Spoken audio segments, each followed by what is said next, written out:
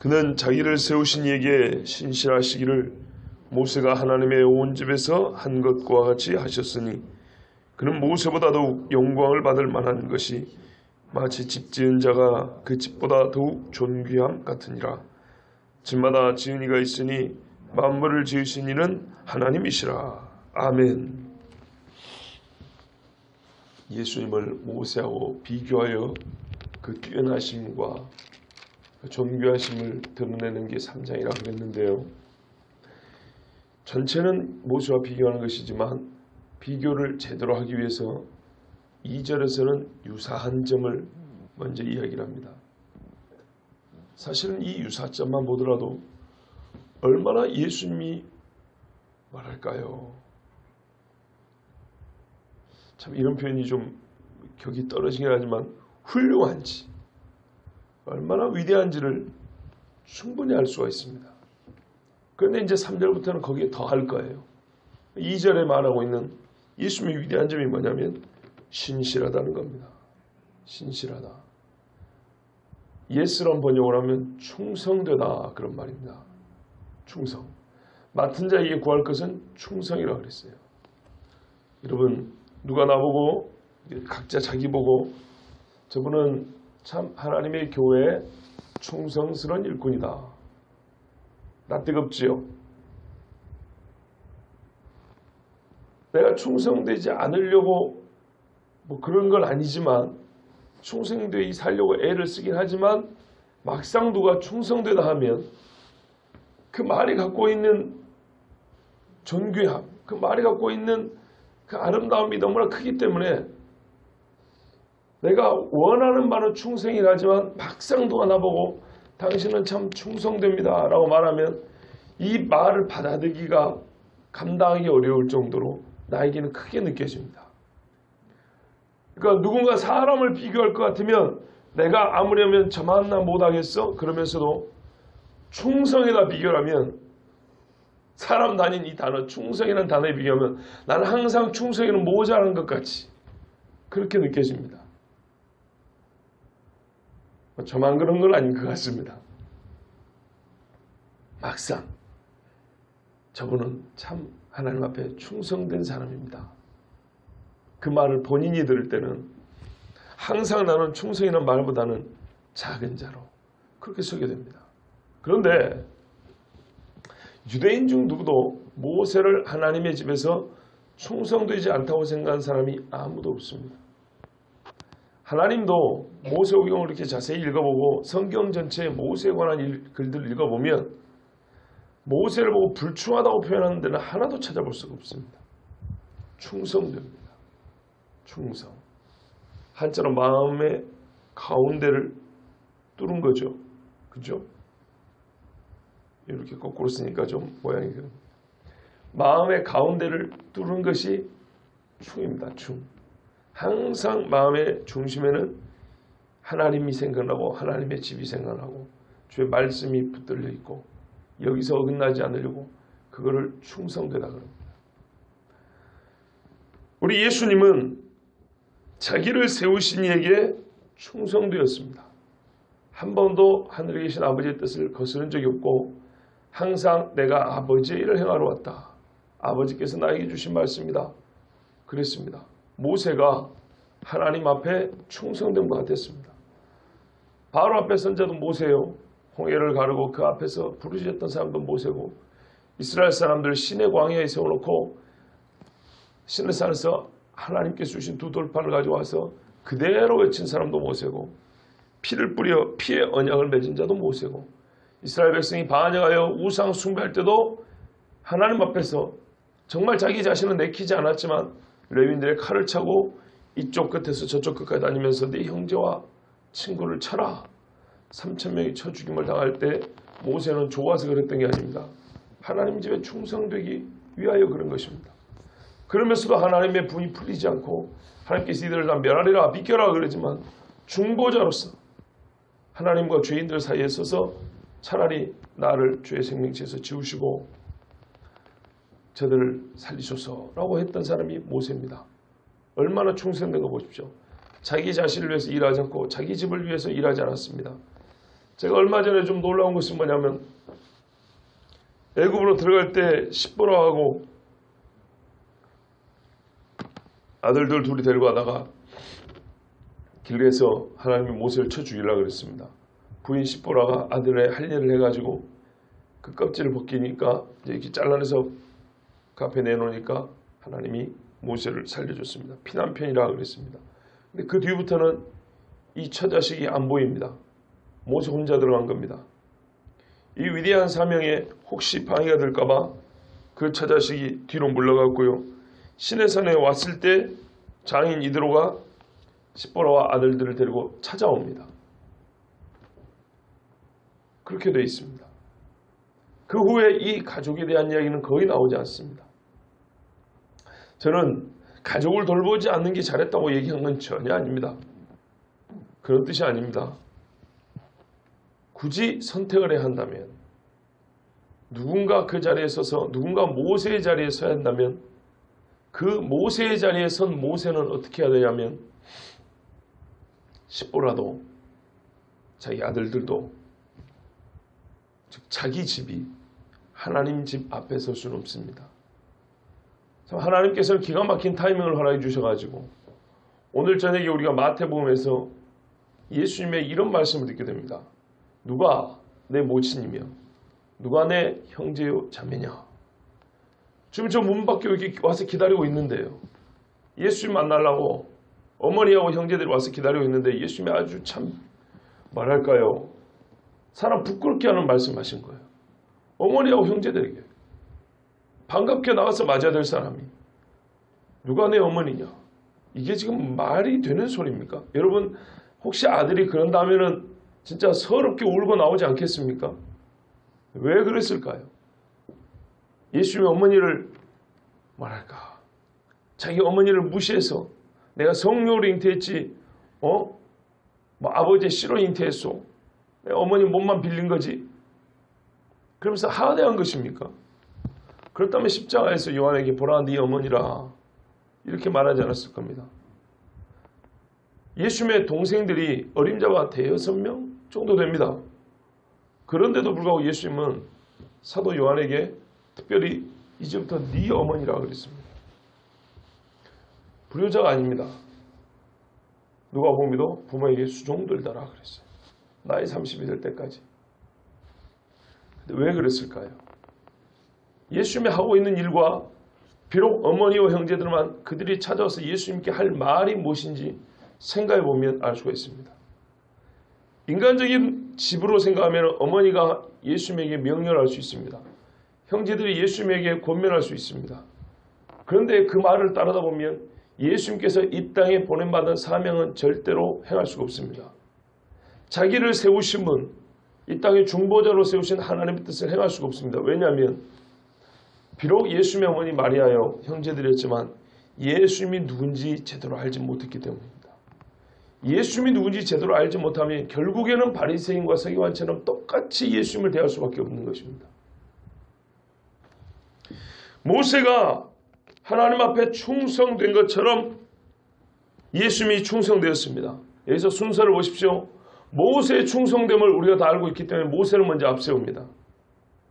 예수님이 어떻게 충성됐냐? 모세처럼입니다. 그는 자기를 세우신 이에게 신실하시기를 모세가 하나님의 온 집에서 한 것과 같이 하셨으니 모세가 기준점입니다.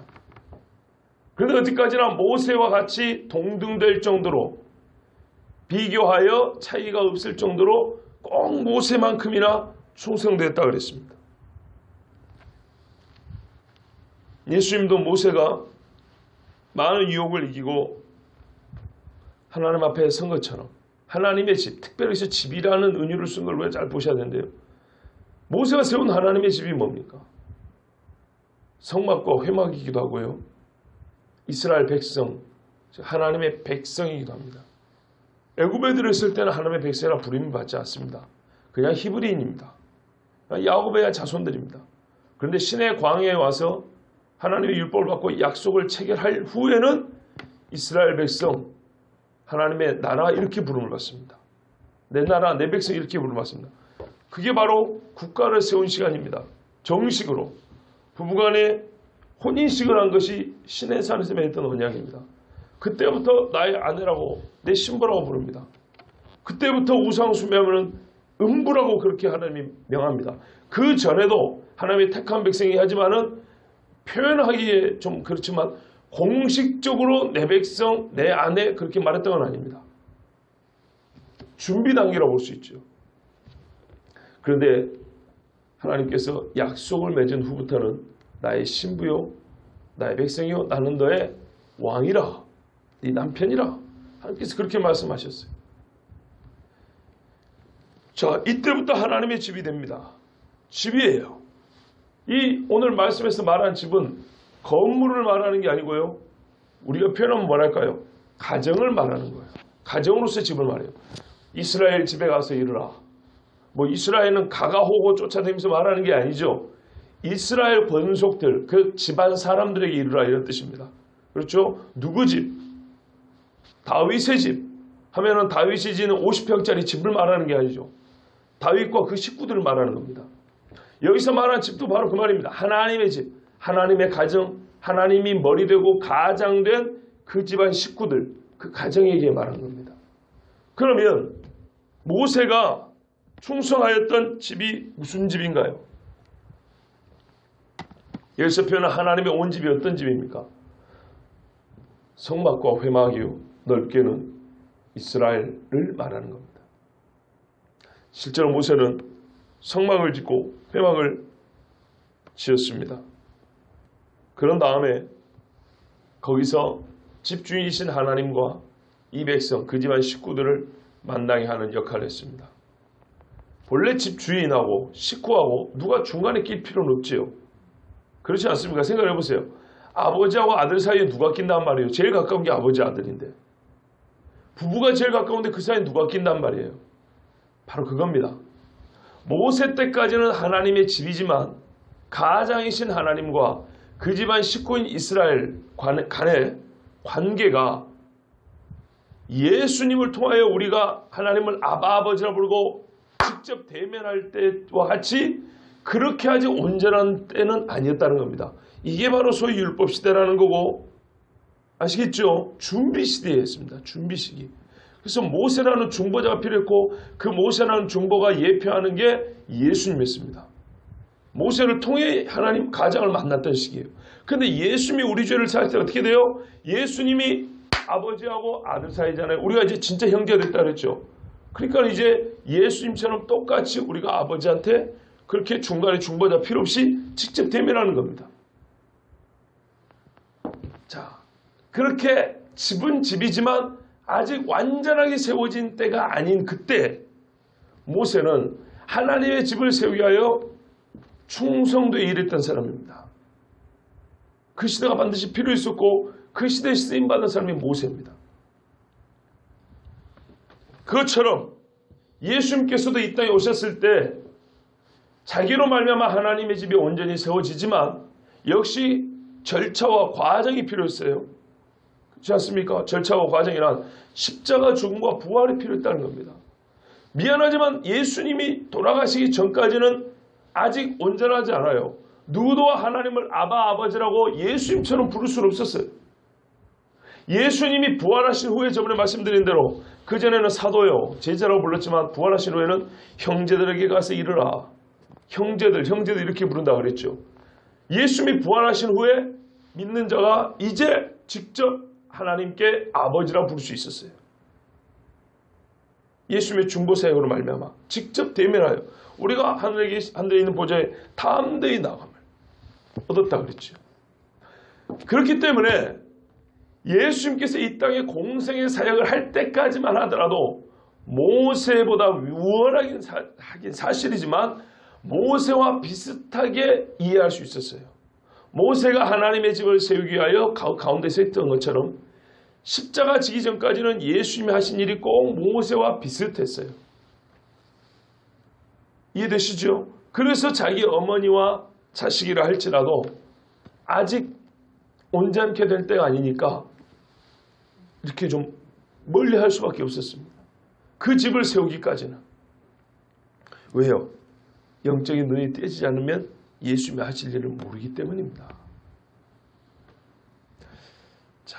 이런 일을 예수님이 지금 하신 건 사실인데요. 예수님은 그러나 죽으시고 부활하셨죠.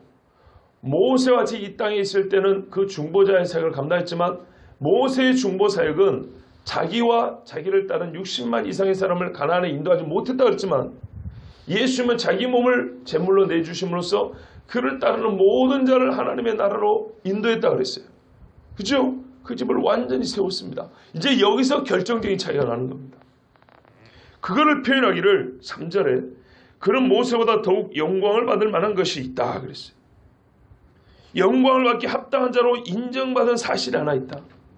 그게 뭐냐 하면 모세는 하나님의 온 집에서 충성된 종이지만 예수님은요 마치 집 지은 자 같아서 그렇게 표현했습니다. 모세는 그 집에서 충성된 종이지만 예수님은 집을 지은 자다. 집을 지은 자가 그 집보다 뛰어나지 아니하냐. 예수님도 이런 아까 말씀드린 대로 자기 자신을 종으로 낮추셨기 때문에 종으로서 모세와 유사한 점이 있어요. 그러나 그를 뛰어넘는 것은 종으로만 그친 것이 아니고 집 주인으로서 오셨기 때문입니다. 그가 스스로 집을 세웠기 때문입니다. 여러분 집이 멋진 것은요. 집을 지은 자의 수고가 있고 지혜 때문이기도 합니다. 그러나 집이 찬사를 받지 않습니다. 집이 아무리 멋지게 생겨도 집 주인이 칭찬을 듣지요. 집이 찬사를 받지 않습니다. 집을 지은 그 건축하신 분들이 아무리 뛰어나도 입택할 때 화환이 들어오면 축하하는 이가 집 주인한테 하는 것이지 집한테나 혹은 집에 부속 딸린 건물이나 또는 말할까요? 그 집을 지은 훌륭한 기술을 가진 건축가나 이런 분들에게 화환을 보내지 않아요. 그냥 집 주인에게 보냅니다. 어쨌거나 최종적인 지휘 감독 이 권한이 집 주인에게 있기 때문에 주인에게 칭찬을 합니다. 최고의 영광은 주인 겁니다. 마찬가지입니다. 모세가 수고한 점이 있는 건 사실이지만 많은 선지자와 사도들이 고생한 건 사실이지만 선지자와 사도들이 칭찬받지 않습니다. 예수님도 이렇게 비유하셨죠. 들어보라. 만약에 집에 하인이 있는데 땀을 뻘뻘 흘리고 와서 일을 했다. 뻘뻘 흘리고 일을 했다. 그래 와가지고 주인이 차려놓은 밥도 먹고 물도 마시면서 주인이 참 고생했다. 이렇게 말하면 그 하인이 의시되면서 그렇죠. 나 아니면 안 되죠. 이렇게 말할 종이 어디 있겠냐. 어떻게 말해야 옳은 것이냐. 주님 저는 마땅히 해야 할 일을 했을 뿐입니다. 이것이 합당한 말이 아니겠느냐. 그렇다 그랬어요. 모든 사람은 하나님 앞에 쓰임 받을 때 써주셔서 감사한 것이고 마땅히 해야 할 일을 한 것이지 그 영광을 취할 자리에 선 것은 아닙니다. 그렇죠. 이 영광은 제가 받아야 맞죠. 이거는 종이 아니에요. 이건 거짓 선지자들이 하는 것입니다. 모세는 하나님께서 부르신 백성을 집으로 완성해 가는데 집이 가정이라고 그랬어요. 이거는 건물 개념이 아니라 그 사람을 중심으로 봐야 됩니다. 이 사람들을 그 집안 식구 야곱의 집, 다윗의 집과 같이 그 하나님의 집으로 완성하는데 쓰임받았던 종이었고 예수님은 자기 집을 짓는 일을 했습니다. 말하자면 예수님은 주인으로서 집을 세워갔던 겁니다. 종과 주인이 같이 일을 해도 종은 주인을 위해서 하는 일이지만 주인은 자기 일을 합니다. 저는 종을 부리지는 않았지만 돈을 주고 인부를 부려보기로 했습니다. 10년 전에 저희 시골집을 지었거든요. 아버지와 제가 같이 지었습니다. 그러나 주권은 아버지에게 있습니다. 그렇다고 제 집이 아닌 건 아닙니다. 참 이해하기 쉽죠. 제가 집주인의 아들입니다. 말하자면 밖에서 볼 때는 저도 주인입니다. 그러면 아버지가 기술자와 인부를 고용합니다. 돈을 주고 그분들이 상당히 많은 일을 했습니다. 사실 중요한 부분은 다 했습니다. 그러나 그 집 짓고 나서 누가 영광을 받아요? 저희 아버지가 영광을 받습니다. 잘못 짓건 잘 짓건 간에 아버지가 말을 듣습니다. 그리고 나는 인부만한 기술은 없었지만 한 달 반 열심히 일했습니다. 땀을 뻘뻘 일했습니다. 기술자들만큼 고급스러운 일을 하지 못했지만 나의 실제로 육체가 버틴 일은 적지만 나는 내 일을 한 것이고 그분들은 돈을 받고 남의 일을 해준 겁니다. 표현하면 그런 겁니다. 모세가 아무리 많은 일을 해도 모세는 하나의 인부의 역할을 한 것이고 예수님은 주인으로서 자기 일을 한 겁니다. 즉 자기 집을 세운 겁니다. 자, 다시 한번 우리가 생각해 볼게요. 아까 여기서 예수님을 모세와 비교하되 왜 집을 가지고 예수님을 비교했을까? 그것은 예수님이 하신 일과 모세 한 일에 우리가 또 하나 알게 되는 건데요. 중요 사역의 한 가지가 뭐냐면 집짓기였다는 겁니다. 집짓기. 예수님의 사역을 우리가 속량이라고 합니다. 죄의 대속의 죽음. 그죠? 그런데 그것을 해서 결국에는 뭘 얻어요? 형제들을 얻죠. 그 형제들을 얻으면 뭐가 됩니까? 집이 만들어지는 겁니다. 하나의 집이. 그럼 왜 집을 짓습니까, 여러분? 집을 짓는 제1의 이유가 뭡니까? 거주하려고 짓는 겁니다. 팔아먹으려고 짓는 게 아니고, 요즘에는 그렇게 하지만 저 옆에 팔아먹으려고 집을 짓지만 원래 집이란 거는 살려고 짓는 겁니다. 살려고. 그죠? 맞아요. 우린 지금 전통적인 의미에서 집을 봐야 됩니다. 예? 요즘처럼 장사하기 위해서 집 짓는 거 또는 그 철근 콘크리트로 짓는 집을 생각하면 안 되고요. 전통적인 의미에서 집 짓기입니다. 내가 살기 위하여 돌과 흙으로 지었던 그 집을 생각해야 됩니다. 이건 3,500년 전 빌레몬 히브리서 2,000년 전 사람들이 하는 이야기입니다. 지금. 자, 집은 사람이 살려고 짓는 것인데요. 성경은 예수 믿는 자를 성전이라고 합니다. 거룩한 집이라고 합니다. 그죠? 하나님의 집이라고 부릅니다. 고린도후서 6장 16절에 보면 우리는 살아계신 하나님의 성전이라. 이와 같이 하나님께서 이르시되 내가 그들 가운데 거하며. 그죠? 성전이 우리에게 뭐냐? 거하며. 두루 행하여 나는 그들의 하나님이 되고 그들은 나의 백성이 되리라. 아멘. 온전한 우리 집 식구, 나는 그들에게 집 주인이 되고 그들은 내 집 식구가 된다는 거예요. 크게 보면 왕과 백성도 하나의 이 나라라는 집 아닙니까? 두 가지 조건이 있어요. 뭐예요? 거하며 행하여. 거한다고 같은 가족이 되는 거 아니죠. 아버지가 하는 일을 아들이 같이 해야 되죠. 한 지붕 밑에 있지만 각방 쓰면서 고시원 가보세요. 한 식구 아닙니다. 모텔 가보세요. 한 식구 아니에요. 다 남들이에요. 옆방에 누가 있는지도 몰라요. 집을 지은 것은 왜냐? 살기 위하여, 거하여. 거하기만 하면 한 집이 되느냐? 행하여. 아버지가 행하는 일을 자식이 행하고 남편이 행하는 일을 아내가 행하여 온 집이 같이 움직인다는 얘기입니다. 그렇죠? 압살롬이 반역할 때 미안하지만 그때부터 압살롬은 다윗의 집 식구가 아닌 겁니다. 내가 그들 가운데 거하며 두루 행하여. 집을 지으면 이렇게 일이 일어납니다. 결론은 나는 그들의 하나님이 되고 그들은 나의 백성이 되리라. 자, 이렇게 성전이에요. 성령이 거하는 전인 줄 알지 못하느냐. 그랬죠? 마귀도 그러고 싶어요. 마귀도 사람을 집으로 삼아요. 이 집의 주인 노릇하려고 그래요. 그럼 어떤 다르게요? 마귀가 거하며 행하여. 마귀가 그 사람의 영에 거하며 그의 영혼을 좌지우지하여 마귀가 행하면 그 사람은 마귀 집이 되는 겁니다. 이 성전들, 하나님의 집인 성전이 모이면 그 모임을 뭐라 부릅니까? 교회라 그럽니다. 교회. 집들의 공동체고요. 이 공동체를 또한 집이라고 그럽니다. 건물의 의미보다는 가정이라는 뜻의 집입니다. 그러므로 이제부터 너희는 외인도 아니요 나그네도 아니요 오직 성도들과 동일한 시민이요 하나님의 번속이라.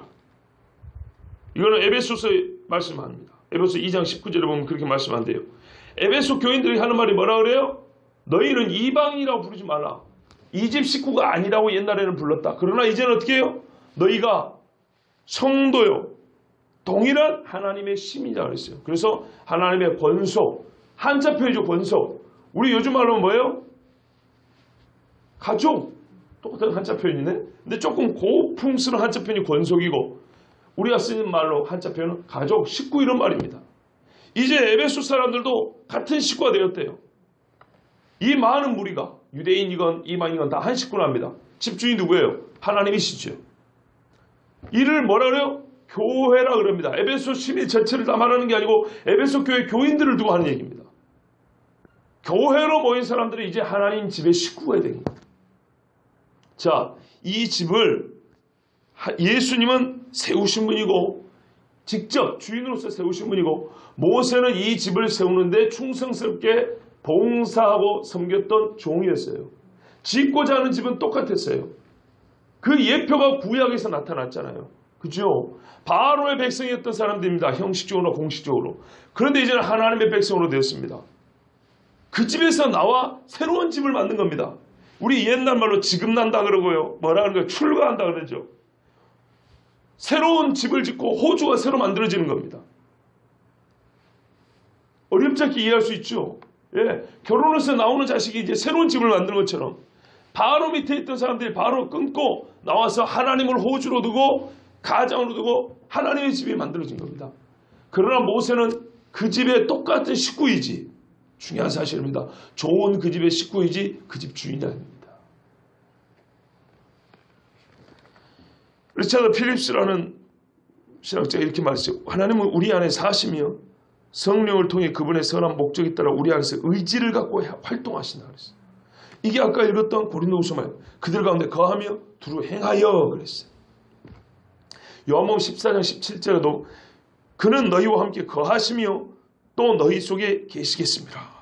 하나님이 육신의 장막을 우리 육신의 장막에 자기 집처럼 거하시며 이 집에서 우리 이 몸을 가지고 역사하신다 그랬어요. 그런데요, 집을 짓기 위해서 제일 먼저 해야 할 일이 뭔지 아십니까? 일단은 집에 그 경계가 필요하죠. 그죠? 땅에 경계가 있어야 되지 않습니까? 하나님께서 그래서 잘 봐보세요. 광야 생활에도요, 지인의 경계가 있어요. 이스라엘 땅도요, 들어가기 전에 경계를 설정해 줍니다. 여기서부터 여기까지. 그 다음에 중심을 말해줍니다. 중심, 예루살렘. 광야에서는 성막. 성막 자체가 집이면서 확대하면 전체 이스라엘 백성 집 중에 가운데예요. 그러면 우리가 한 집을 지을 때 한번 생각해보세요. 경계가 필요하죠. 그럼 요즘 말로 하면 우리가 영적으로 볼 때 교회의 경계는 뭐입니까? 성경의 말씀입니다. 말씀 밖으로 나오면 그건 교회가 아닙니다. 말씀 안에 있어야 교회입니다. 우리가 이미 골로새서 봤죠. 그리스도는 교회의 머리시라고 했죠. 중심이 예수님입니다. 예수님 중심이고요. 그리고 예수님이 경계이기도 합니다. 예수님 고백 안 하는 자는 교회가 아닌 거예요. 교회 밖이에요. 그리고 예수님을 고백하되 예수님 철저히 중심적으로 살아가는 거. 이게 교회입니다. 그래서 성경에는요, 예수님을 뭐라고 표현하냐? 모퉁이 돌이라고 그랬어요. 저는 전통적인 집짓기에 의해서 설명해 드립니다. 여러분 봐보세요. 주춧돌이라고 모퉁이 돌이라고 합니다. 이 모퉁이 돌을 어디다 놓느냐가 집의 선과 각도를 결정합니다. 집의 위치뿐만 아니라 그 집의 모양새와 각도를 결정합니다. 모퉁이 돌을 어디다 놓느냐. 모퉁이 돌이 놓아진 다음에 기초가 세워지는 겁니다. 고대 집 짓는 순서가 그렇습니다. 모퉁이 돌, 주춧돌을 먼저 딱 놓고 그 다음에 집을 짓습니다. 우리가 옛날에 지은 교회들은 가보면요, 교회 그 현관에 주춧돌이 있습니다. 그리고 몇 년, 몇 월, 며칠, 착공, 준공 이렇게 돼 있죠. 요즘에는 상징적인 의미입니다만은 과거의 집짓기, 고대 집짓기 할 때 실제로 돌이 하나가 딱 놓여지면 거기서부터 시작하는 겁니다. 이게 주춧돌이 잘못 놓여지면 안 됩니다. 제가 최근에 확인한 바에 의하면 이스라엘 사람들이 실제로 예루살렘 성전을 재건하려고, 제3성전을 재건하려고 저 멀리서 옛날에 썼던 그 돌이 있어요. 예루살렘 지을 때 돌. 그 지금 실제 예루살렘에 나오는 돌이 아니고 저 멀리서 만드는 돌인데 이거를요, 각을 떠요. 잘라요. 근데 이거는 쇠를 다루면 안 돼요. 쇠가 아닌 거 도구로 잘라야 되는 거예요. 이 돌을. 제가 지금 그걸 들었는데 까먹었거든요. 참 안타깝게 까먹었는데 쇠가 아닌 다른 연장으로 자르는데 이 돌이 엄청나게 커서 하나가 몇 톤이라고 그랬다? 6톤이라고 그랬던가? 그 어마어마한 큰 돌을 가져와요. 그거를 지금 매년마다 예루살렘으로 운반하는 의식을 반복하고 있어요. 이 의식이 뭐냐? 우리가 언젠가는 이 돌을 주춧돌로 놓고 성전 다시 짓는다 이런 말이에요. 그러니까 이스라엘 시각에서 보면 집은 뭘로 시작해요? 주춧돌로 시작합니다. 모퉁이 돌로 시작합니다. 자, 성경이 뭐라고 했습니까? 너희는 사도들과 선지자들의 터 위에 세우심을 입은 자라. 그리스도 예수께서 친히 모퉁이돌이 되셨느니라. 아멘. 이 집은 예수 인물을 통해서 위치와 경계가 확정되고요. 또 이 집의 선과 각도가 결정됩니다. 그 다음에 그 기초가 세워지는 겁니다. 이 기초를 누가 세웠다고요? 사도들과 선지자들의 터라 그랬어요. 이걸 표현하면 이 집의 기틀을 잡은 것은 사도들과 선지자들이었다는 거예요. 구약의 선지자들과 모세도 선지자의 사람이죠. 신약의 사도들이 예수 그리스도를 모퉁이돌로 삼고 구약에서는 그 진짜 기초 작업을 했고 신약에서는 거기에 조금 더 기초를 보강하는 작업을 해서 집이 온전히 세워져 간다 했어요. 그래서 너희가 나중에 어때요? 이제는 기둥이 되고, 그렇죠? 누구는 이제 기둥 같은 일꾼이라고 했어요. 기둥이 세워지려면 주춧돌이 놓여지고 터가 세웠는데 이 터를 누가 닦았냐? 선지자와 사도들이 닦았다 그랬어요. 그래서 선지자와 사도들이 말한 바는 똑같이 예수 그리스도였어요. 그래서 요한계시록에도 선지자들을 통하여 말씀하신 복음이 이루어지리라. 베드로도 너희들에게 복음을 전하여 준 그 선지자들이 복음을 전했대요. 부지런히 살피고 연구했대요. 그러니까 이 선지자들과 사도들이 공이 똑같이 예수 그리스도를 주춧돌로 놓고 그 모양과 각도의 그 선을 따라서 터를 세워 나갔다 이 말입니다. 여러분 이런 말씀에는 좀 놀라야 돼요. 한인관이는 전혀 놀랄 만한 사람이 안 되지만 하나님의 말씀이 이런 뜻이었다. 이거는 참 놀라운 거예요. 교회는 그리스도 예수님의 모퉁이돌이고 사도와 선지자들이 기초가 된 집입니다. 집 주인이 정한 곳에 모퉁이돌을 놓으면 거기서부터 집이 시작됩니다. 집 모양과 집의 방향과 집의 크기가 결정됩니다. 이 집의 주인이요 아버지 아들이 친히 집의 모퉁이돌이 되셨어요. 하나님의 집은 그리스도로부터 시작하고 그리스도가 완성합니다. 바로 이 점이 무엇보다 하나님의 아들 예수님이 뛰어난 결정적 이유입니다. 그가 영광을 받으실 이유입니다. 집마다 지은 이가 있으니 만물을 지으신 이는 하나님이시라. 교회, 곧 하나님의 백성으로 구성된 집을 지으신 하나님은 본래 만물을 창조하신 이에요. 온 세상을 하나님의 집으로 만드셨어요. 우주가 하나님의 집입니다. 최근에 이 점을 책으로 펴낸 신학자들이 있습니다. 구약 성경을 우리는 좀 새롭게 봐야 된다. 사실은 새롭게 본다기보다는 그동안 우리가 간과했던 거예요. 이 세상 전체를 하나의 집으로 한번 봐보자는 거죠. 자, 가끔 말씀드린 게 바로 이런 맥락이 있어요. 하나님이 거하시는 곳이다. 우주가 없다고 하나님이 존재하지 않는 건 아니지만 이 우주를 만들 때는 하나님이 거하시고 역사하는 공간을 만드셨어요. 그 중에 지구입니다. 지금 과학자, 우주를 연구하는 과학자들은요, 이 우주의 중심이 지구라는 이론을 말하는 사람도 있습니다. 지구가 태양을 도는 건 사실이지만 이 지구가 있는 지역을 중심으로 우주가 펼쳐져 있다고 성경에도 그렇게 됐거든요. 하늘을 펼치셨으며 부채 쫙 펴듯이 펼쳤대요. 그럼 어디서부터냐 이 말이죠. 지구부터. 근데 그 지구 안에 뭐였어요? 에덴이 있죠. 에덴이란 지역을 전해요. 에덴 안에 동산이 있어서 에덴 동산이라는 겁니다. 에덴이란 지역 안에 동산이 있는 거예요. 그럼 동산은 뭐예요? 중앙이 있죠. 동산 중앙에 또 뭐가 있어요? 선악을 알게 한 나무와 생명나무가 있어요. 하나님과의 관계를 정확하게 알려주는 나무가 있어요. 하나님으로부터 생명을 받아 살지요. 복받은 존재지만 결코 하나님이 아니라는 것을 알려주는 나무. 그죠? 하나님께서 주신 은혜를 깨닫게 하지만 우리의 한계를 깨닫게 하는 두 나무가 있는 그곳. 이것이 인정될 때 우리는 그 집 안에 사는 식구가 되는 거예요. 근데 이 집안 식구가 우리에게 주어진 이 큰 은혜에 있는데 이거를 스스로 걷어내버리고 박차고 나와버린 게 인간이에요. 근데 하나님께서는 다시 인간이 깨뜨린 이 식구가 깨뜨린 것을 자기가 주인이었기 때문에 다시 세울 수 있죠. 그 집을 다시 세우겠다는 영원전부터 세운 계획을 가지고 그 일을 시작하셨어요. 그렇게 한번 봐보세요. 세상 만민이 다 흩어져 있는데 하나님을 모른다고 하나님을 주인으로 두지 않아요. 왜? 에덴에서 방출됐지 않습니까? 이제는 사람이 주인이 되고 사람이 만든 집들만 계속 지어지는 겁니다. 그런데 그 와중에 하나님께서는 백지 상태였던 그곳에서 다시 점 하나를 찍으시고 여기를 중심으로 예수 그리스도 중심으로 다시 집을 짓기 시작하셨어요. 그리고 나서 구약에서는 예표와 모형으로서 누구 집, 내 집 이렇게 말씀, 내 눈과 마음이 거기 있으라 하셨지만 예수님 오신 후에는 진짜 완전하게 집을 지으시고 너희는 내 집이다. 내가 가는 성전이다. 이렇게 말씀하셨어요. 그리고 또한 하나님이 우리 인간이 거할 집이 되어 주신다고 그랬어요. 이게 좀 역설로 보일지 모르지만 있는 그대로 받으면 됩니다. 우리가 이 땅에 사는 동안에는 하나님께서 이 땅에서 거하시며 활동하시는 전이지만 영원의 관점에서 볼 때는 집 주인이 그 식구들의 집이 되어 주셔서 우리를 하늘에 세운 그 새 장막집에 거하게 하신다 그랬어요. 그것에는 눈물도 죽음도 고통도 없다 그랬습니다. 여러분, 우리가 바로 하나님의 집이면서 또한 하나님께서 세우고 준비하신 영원한 집에 거하실 식구들입니다. 예수님께서는 이 집을 세운 집 주인이셨습니다. 그러므로 베드로 사도는 하나님의 집으로 부름을 받은 자, 하나님의 권속으로 부름을 받은 우리에게 예수 그리스도가 집 주인인 그 집안 식구들인 우리들에게 이렇게 권하고 있습니다.